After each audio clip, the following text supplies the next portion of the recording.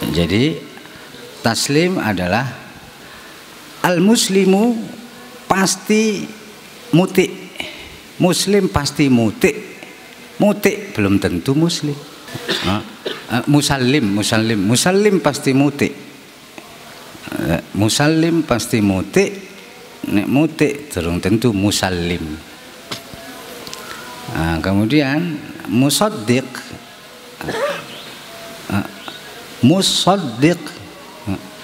pasti musallim plus muti. Maka nek taslim itu dari murid ke gurunya itu wis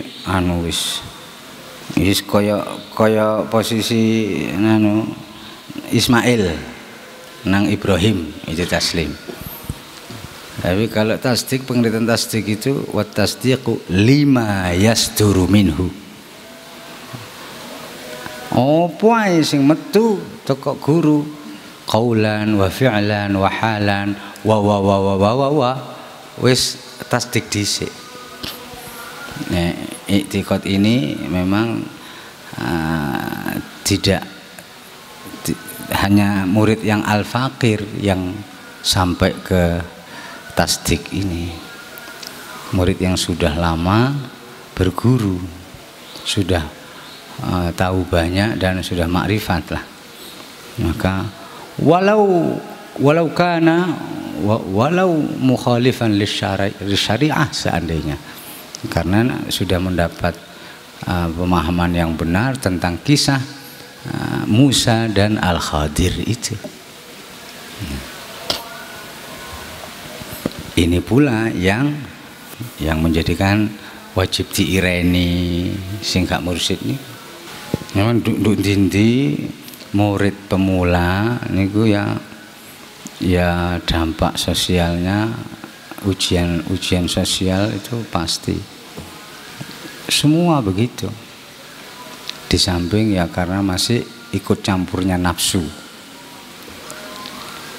Benar penjelasan Gus Izud, penyebab utama yang merusak adalah kurangnya wawasan ilmu tasawuf. Maka siapapun yang laku torekot tidak bisa tidak harus memahami dengan benar dan baik ilmu laku torekot, yaitu tasawuf. Jika ilmunya kurang, pasti lakunya pincang. Wis gak kira jejeg. Maka di ASW sama kuat, bahkan lebih kuat ilmunya, lebih kuat, dan ini akan seterusnya karena Abi sudah final menyimpulkan penyebab utama penyimpangan laku thariqah adalah ilmunya laku thariqah itu yang kurang sempurna, kurang matang, sehingga yash'ur aulam yash'ur menjadi menyimpang. Itu karena ilmunya laku tarekat yang ya kurang. Dan banyak di kita, saya tidak menyebut si A si B, tarekat A tarekat B tidak menyebut, tapi ini ya fenomena lah. Banyak lembaga tariqah, lembaga kerohanian Islam alias tariqah yang dari sisi pendalaman ilmu tasawufnya kurang diperhatikan. Padahal itu penyebab utama penyimpangan dari Thariqatul Mustafa. Tanya lagi kepada Gus Izzuddin tentang bagaimana contoh atau prakteknya ru'unah la tufariquhu. Jadi kotoran-kotoran jiwa atau kecerobohan-kecerobohan seorang murid itu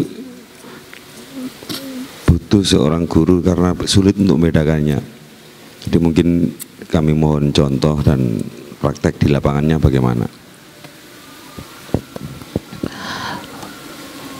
Contohnya seperti sifat ananiyah ya.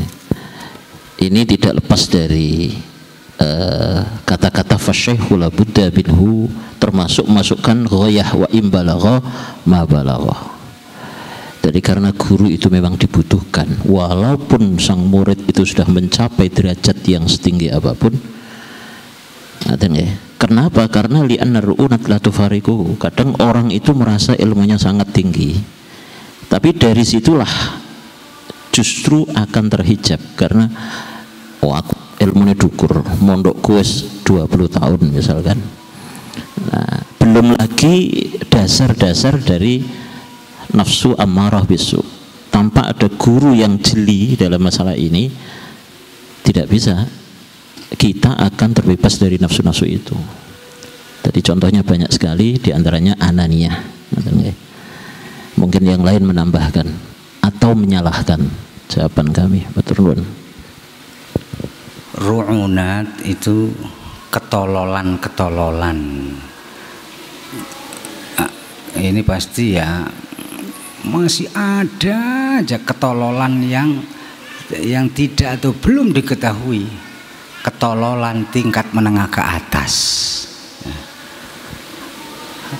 Kumprung tolol kegoblikan yang halus atau yang samar-samar. Ini wilayah merasa itu. Ini sing layas urun ini nggak akan tahu kalau tidak berguru.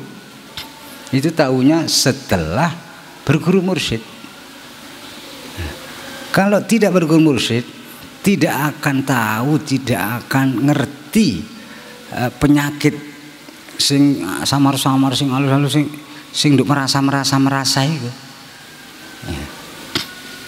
Itu yang dimaksud li'anna ar-ru'unat la tufariquhu. Karena ketololan tingkat menengah ke atas itu ya tidak akan berpisah dari nafsu, kecuali dipisahkan oleh guru dengan nek kowe ngono kata wawu, ayo ngono wae kata wawu.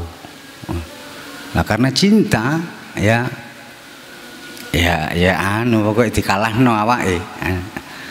Timbangane gak diwawu. Nah ini.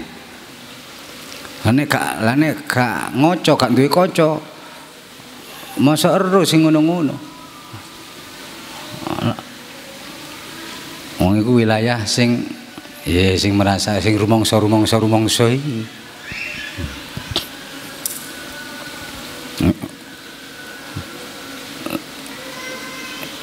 Tidak akan pernah bisa, tidak bisa. Ru'unat dengan nafsu itu tidak bisa.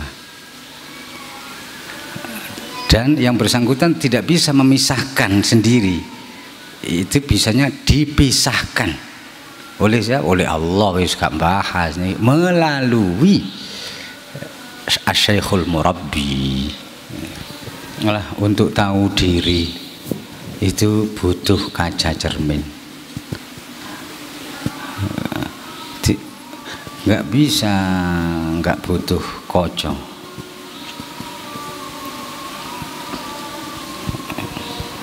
Butuh kocok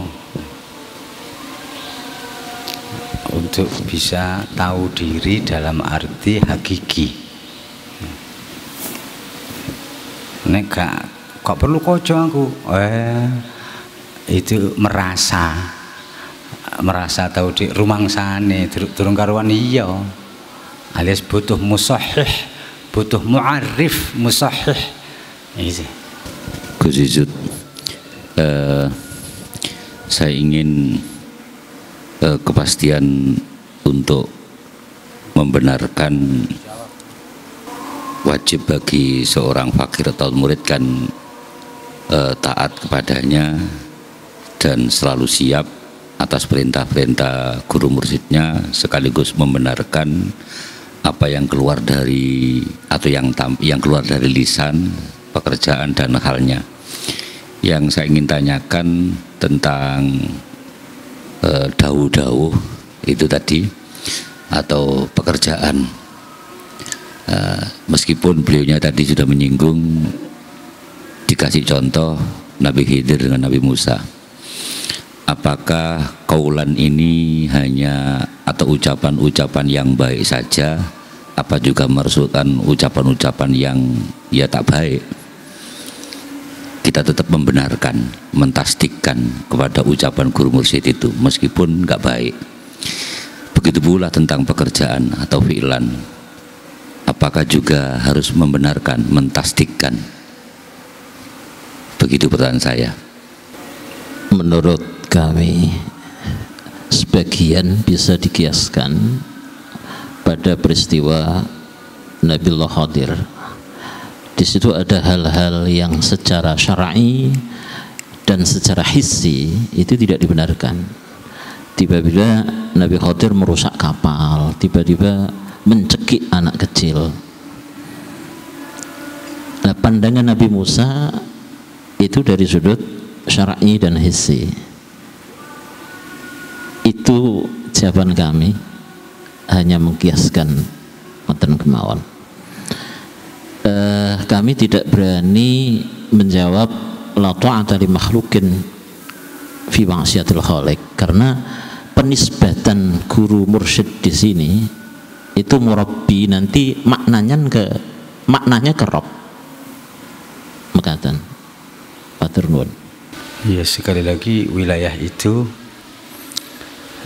kiasnya ya kisah Musa berguru ilmu khusus kepada Al-Khadir, di mana Al-Khadir berkata kepada Musa, ya Musa, innallaha a'tani ilman la yu'tika wa yu'tika ilman la yu'tini. Musa, Allah memberiku ilmu yang tidak diberikan kepadamu, dan Allah memberimu ilmu yang tidak diberikan kepadaku. Nah, ya ini hakikat yang murni hakikat. Musa waktu itu sudah nabi plus rasul, tapi di kenabiannya Nabi Musa kalah tinggi dibanding kenabian Nabi Khadir. Ketahuilah, derajat kenabian tertinggi nomor 1 Nabi kita Muhammad, setelah Nabi Muhammad Nabi Al-Khadir. Nabi Khadir sebagaimana di kerasulan selalu Nabi kita yang tertinggi, Nabi kita Muhammad, Rasul Muhammad, di bawahnya Ibrahim. Nah, di kenabiannya Al-Khadir yang lebih tinggi dari kenabiannya Musa inilah beberapa strip ini yang tidak diberikan kepada Al-Khadir. Ini untuk ini gara-gara ya gak salah Nabi Musa ketika ditanya, adakah orang yang lebih alim, lebih tahu darimu zaman sekarang Musa? Tidak salah Musa menjawab, tidak ada. Gak salah, hujahnya balighah, karena memang Allah telah memberitahukan bahwa innistofaituka ya Musa. Musa, temen aku iki wis milih awakmu lho. Ini zaman saiki wong sing tak pilih jadi wakilku, jadi awakmu. Berdasarkan ini Nabi Musa menjawab, tidak ada. Duduk ngawur, duduk asbun. Namun karena nggih ana selipe titik lan apa anu niku ditegur oleh Allah, ada Musa. Kepengin roa, iya, temui di Majma'al Bahrain. ceritane nggawa iwakan wis dawa iku niku. Ini agar Musa tidak sak bleduk ae cekak sombong walau sak bala weduk sing anu cekakane. Wallahu a'lam bis-shawab. Nakhtatim majlisana hadza bi alhamdulillah al-khassah. Qulu ma'i alhamdulillahi rajai Rabbil alamin maqsudi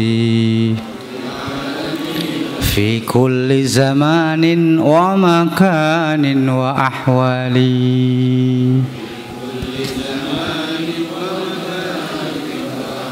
wa qul alhamdulillahilladzi adhhaba 'anna al-hazan inna rabbana laghafurun syakur.